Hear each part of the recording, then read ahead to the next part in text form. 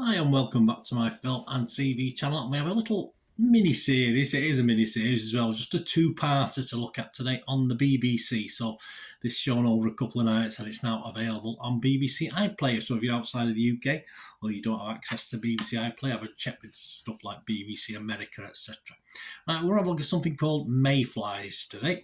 Please, if you are new to the channel, push that subscribe button, push the bell notifications. And if you've not pushed any buttons and you want to push a button, please press that like button as well, that thumbs up button, make an old chesty coughed film and TV watcher very happy. I do everything film and TV, of course, reviews, information, vlogs, quizzes even. There's even a quiz out there as well if you fancy a quiz on 2022, just for a bit of fun. So please join me and spread the word. Right, Mayflies, yes. Yes, it's one of these things I'm not going to give a mark. Now, I'm going to tell you now, not because it's poor, but because of the subject matter. I don't agree with particularly. I watch things for entertainment. This isn't the sort of thing that you would say is entertainment as such. So I'm not going to give it a mark because it's hard to, I think it's a bit harsh to judge. But other people give it marks, so we'll talk about that in a minute. It was shown on BBC One on Tuesday the 28th of December at 10 p.m. and was followed the second night on Wednesday the 29th of December with the second series. As I said, you can now watch them both on iPlayer. Stars Martin Compston and Tony Curran.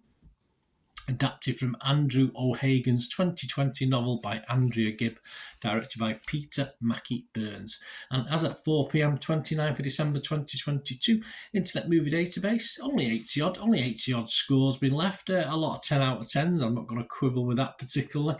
And it's getting an average of 8.7 out of 10 with an 85% positivity. There are some people who didn't like it, but they certainly didn't leave a review. They just left a low score and left it at that. But it's only a handful out that 80 odd. What's it about? Well, this is probably why, as I say, I've stayed clear of giving it a mark personally. It's a friendship forged between James and Sully in a small Scottish town in 1986. One weekend they make a vow to each other to go at life differently, but then 30 years on, half a life away, the phone rings. Sully has the worst kind of news, and it's not rocket science to try and figure out what the news is as you start to watch the two-part drama. It also stars, as well as Martin Compston and Tony Curran, Ashley Jensen does a great job in this, Tracy Ifiko, Paul Gorman, Matt Littleson, Cal Mechanic, Elaine C. Smith, Shauna McDonald and Colin McCready. So there are flashbacks in this, so you get younger versions of the actors. Do they look like them? Not too bad. It could be worse, could be better. So at least they haven't tried to make the original characters 30 years younger. Critics-wise, there's nothing out there at the moment, just Internet Movie Database, just Joe Public. So I'll just give you a quick summing up of what my thoughts are with this. As I said, no score from me. Just think about the negatives, particularly at the moment. I don't like coming up with negatives for stuff like this, but it's just my personal opinion on certain aspects of the drama. The flashbacks side do probably 50% of the overall two-part drama about the lads when they were younger. Just wasn't that interesting to me. It didn't tell me anything fantastic or anything that interesting about the guys.